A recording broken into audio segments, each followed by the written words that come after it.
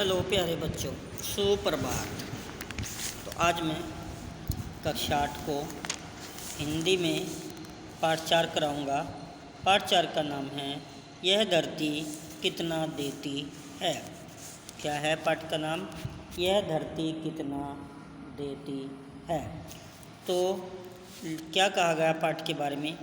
बचपन में बोए गए पैसे से एक भी अंकुर न फूटने पर कवि का बालमन उदास हो गया, परंतु उसी धरती में सेम के बीज बोने पर अनगिनत हरी भरी लताएं उभर आई। सेम की लताएं यानी बेलें इसकी फलियों से लद गई। कवि को विश्वास हो गया कि धरती स्वार्थ नहीं परमार्थ की सुनहली फसलें उगलती है। तो क्या था, लेखक को नहीं पता था। लेखक छोटे थे तो उस समय क्या नाम था लेखक का? सुमित्रानंदन पंत जी। तो ये सोचते थे कि भाई जो पैसे बो दिए जाएंगे खेत में तो हो सकता है उनसे पैसे ही जमे, पैसों के पौधे निकले, पैसों में अंकुर फूट जाएं और उनसे बड़े बड़े पेड़ पौधे हो जाएंगे और उनसे खूब पैसे ही पैसे मिलेंगे। लेकिन ऐसा नहीं हुआ। उसके विपरीत उन्होंने धरती में कुछ सेम के बीज बोए तो सेम के बीज जो थे वे जम गए, उनके बड़ी बड़ी लताएं, उनकी बड़ी बड़ी बेल हो गई और उससे अनगिनत बहुत सी फलियों से वे लद गई। तो इसमें कवि ने क्या कहा, क्या विश्वास हुआ कवि को कि धरती जो है स्वार्थ नहीं परमार्थ की सुनहली फसलें उगलती हैं। यानी स्वार्थ हमारा अपना मतलब था लेखक का पैसे बोने में, और परमार्थ होता है दूसरों की सेवा करना। अब आगे चलते हैं। अपनी सोच को बदलने से ही जीवन में दिशा मिलती है। जॉर्ज बर्नार्ड शॉ ने लिखा है कि अपनी सोच बदलने से ही जीवन में दिशा मिलती है। अपनी सोच बदल दो तो जीवन में दिशा मिल जाएगी। अब पाठ पढ़ते हैं। मैंने छुटपन में छिपकर पैसे बोए थे, सोचा था पैसों के प्यारे पेड़ उगेंगे, रुपयों की कलदार मधुर फसलें खनकेगी और फूल बनकर मैं फूल फलकर मोटा सेठ बनूंगा। क्या कहा लेखक ने कि मैंने बचपन में छिपकर घरकों से छिपकर पैसे बोए थे और सोचा था कि पैसों से प्यारे प्यारे पेड़ उगेंगे और उनसे कलदार यानी कल मशीन से ढला हुआ सिक्का, यानी मशीन से ढले हुए सिक्कों के प्यारे प्यारे पेड़ उग जाएंगे और रुपयों की फलदार फसलें उगेंगी, अर्थात रुपयों की कलदार मधुर फसलें खनकेगी और इनके ऊपर रुपयों के अर्थात सिक्कों की फलदार फसलें खनकना शुरू करेंगी और मैं फूल फलकर मोटा सेठ बन जाऊंगा, अर्थात मैं बड़ा सेठ बन जाऊंगा, धनवान बन जाऊंगा। पर बंजर धरती में एक न अंकुर फूटा, बंध्या मिट्टी ने न एक भी पैसा उगला, मैं अबोध था मैंने गलत बीज बोए थे, ममता को रोपा था तृष्णा को सींचा था। अब लेखक को क्या समझ में आ रहा? पर बंजर धरती में एक न अंकुर फूटा, बंजर धरती में एक भी अंकुर नहीं फूटा, कोई भी पौधा नहीं जमा। बंध्या मिट्टी, बंधा होती बांझ मिट्टी ने एक भी पैसा नहीं उगला, अर्थात एक भी पौधा नहीं जन्मा। मैं अबोध था, अज्ञानी था, मैं नहीं जानता था कि मैंने गलत बीज बोए थे। ममता को रोपा था, अपनी ममता को रोप दिया था और तृष्णा को सींच दिया था, अपनी इच्छा को सींचा था। अपनी इच्छा से अपनी ममता से बड़ा मन लगाकर मैंने मिट्टी में पैसे बोए थे, लेकिन यह मिट्टी तो बंजर निकली, इसमें से तो एक भी पौधा नहीं निकला। आगे अर्ध सती लहराती अर्ध अर्धसती हैराती निकल गई है तब से, गहरे कजरारे बादल बरसे धरती पर। मैंने कौतूहलवश आंगन के कोने की गीली तह यूं ही उंगली से सहलाकर बीज सेम के दबा दिए मिट्टी के नीचे, भूखे अंचल में मणि माणिक बांध दिए हों।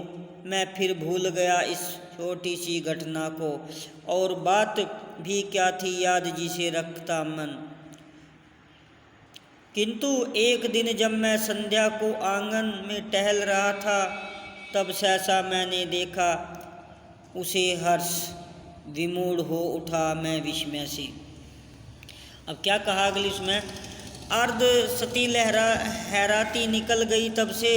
अर्धसती क्या होता है, 50 वर्ष। ऐसे ही 50 वर्ष देखते देखते निकल गए। गहरे गजरारे बादल बरसे धरती पर, काले काले गहरे बादल भी धरती पर बरसे। मैंने कौतूहलवश आंगन के कोने की गीली मिट्टी, मैंने जिज्ञासापूर्ण आंगन के कोने की गीली मिट्टी में यूं ही उंगली से सहलाकर सेम के बीज दबा दिए। क्या कह रहा लेखक ने कि जब काले काले बादल बरसे तो मैंने खुशी खुशी अपने आंगन के कोने की गीली मिट्टी में सहलाकर सेम के बीज बो दिए। बू के अंचल में मणि माणिक्य बांध दिए। फिर मैं भूल गया इस छोटी सी घटना को, और मैंने उस मिट्टी में सेम के बीजों को दबाकर मणि माणिक्य अर्थात मोतियों के समान उस मिट्टी में सेम के बीज को दबाकर उस छोटी सी घटना को मैं भूल गया। और बात भी क्या थी याद जिसे रखता मन, ऐसी कोई बात भी नहीं थी जिसे मन याद रखता। अर्थात ये इतनी बड़ी बात नहीं थी जिसे मैं याद रख पाता। किंतु एक दिन जब मैं संध्या को आंगन में टहल रहा था, तब सहसा मैंने देखा। अब एक दिन जैसे ही मैं शाम के समय अपने आंगन में टहल रहा था, तो मैंने देखा, क्या देखा, उसे हर्ष मूड हो उठा मैं विस्मय से। उसी समय मैं खुशी से झूम उठा और मुझे आश्चर्य हुआ। मैं आश्चर्यचकित होकर खुशी से झूम उठा। कब? जब संध्या के समय मैं अपने आंगन में टहल रहा था। तो क्या देखता है लेखक, अब आगे चलते हैं।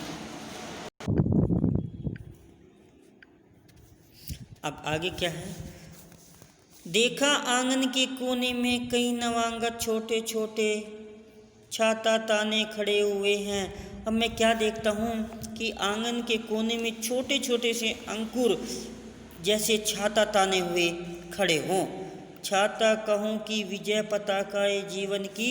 अब मैं इसे छाता कहूँ या अपने जीवन की विजय पताका कहूँ कि मैंने जीवन में विजय प्राप्त कर ली हैं, ऐसा कहूँ या इनको छाता ताने हुए कहूँ। या हथेलियाँ खोले थे वे नन्ही प्यारी, या वे छोटी छोटी नन्ही प्यारी सी हथेलियाँ खोले हुए थे। जो भी हो वे हरे हरे उल्लास से भरे पंख मारकर उड़ने को उत्सुक लगते थे। वे क्या थे, हथेली के समान थे, नन्हे नन्हे से प्यारे प्यारे से। उन्हें मैं चाहे जो भी कहूँ, वे हरे हरे थे और उल्लास जोश में भरे हुए थे। पंख मारकर उड़ने को उत्सुक लगते थे। ऐसा मालूम हो रहा था, ऐसा दिखाई पड़ रहा था जैसे वे पंख फड़फड़ाकर अभी उड़ने को बेचैन हों। डिम तोड़कर निकले चिड़ियों के बच्चों से, अंडा के कवच तोड़कर जैसे चिड़िया के बच्चे बाहर निकल पड़ते हैं, ऐसे ही वे भी बाहर निकल रहे थे। तब से उनको रहा देखता धीरे धीरे अनगिनत पत्तों से लद भर गई झाड़ियाँ। और मैं जब से उनको देख रहा था धीरे धीरे, तभी वे देखते ही देखते अनगिनत पत्तों से लद गई और भर गई, झाड़ियों जैसे समान हो गए वे। वह बेल अनगिनत पत्तों से लद गई जैसे झाड़ियाँ होती हैं।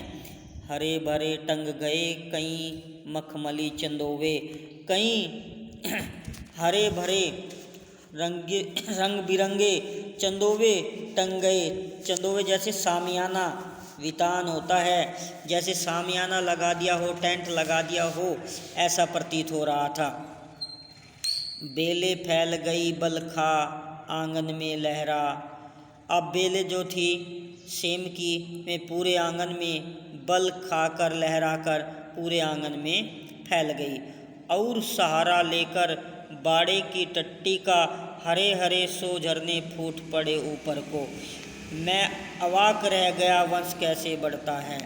अब बेलें फैल गई पूरे आंगन में इधर उधर लहरा कर, और जो बाड़ा बनाया गया था, बाड़ा होता है रुकावट करने का, लकड़ी का बना देते हैं, उसकी जो लकड़ियाँ थी, डंडियाँ थी, उनके ऊपर भी वह सारे को फैल गए, अर्थात उनका सहारा लेकर वह ऊपर चढ़ गई। हरे हरे सो झरने फूट पड़े ऊपर को।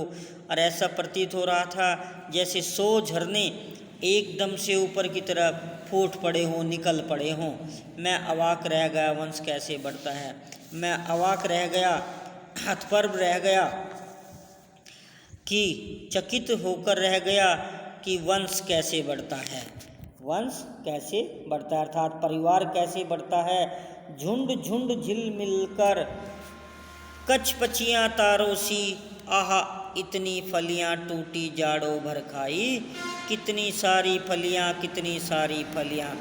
झुंड झुंड झिल मिलकर, अब वे सारे झुंड मिलकर एक जगह किचपिच हो गए, सारी बहुत ही ज़्यादा हो गई, तारों के समान लगने लगी। जिस प्रकार तारे रात में एक जगह ऐसे झिल मिलाते हुए दिखाई देते हैं, उसी प्रकार वह बेल भी और उसकी फलियां भी ऐसे ही झिल मिलाने लगी। आहा इतनी फलियां टूटी जाड़ों भर खाई। आहा इतनी फलियां आई, इतनी फलियां आई कि पूरे जाड़ों भर पूरी सर्दी खाई। कितनी सारी फलियां, कितनी सारी फलियां, अर्थात बहुत सारी फलियां आई, इतनी आई कि पूरी सर्दी, पूरे जाड़ों खाई। यह धरती कितना देती है, धरती माता कितना देती है अपने प्यारे पुत्रों को।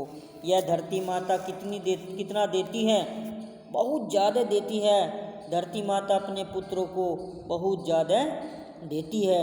नहीं समझ पाया था मैं उसके महत्व को, मैं उसके महत्व को नहीं समझ पाया था धरती माता के, कि धरती माता अपने पुत्रों को कितना धन देती है, ये मेरी समझ में नहीं आया था। बचपन में छी स्वार्थ लोभवंश, मैंने लोभवंश पैसे बोकर, रतन पर सुनी है वसुधा अब समझ सका हूँ।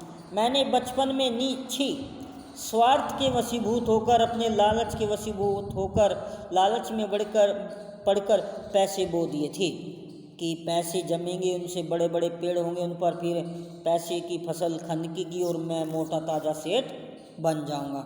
लेकिन ऐसा नहीं हो पाया। तो अब रतन पर सुनी है वसुधा, पृथ्वी जो है रत्नों से की जननी है, रत्नों से भरी पड़ी है, रत्नों की जननी है, अब समझ सका हूँ मैं।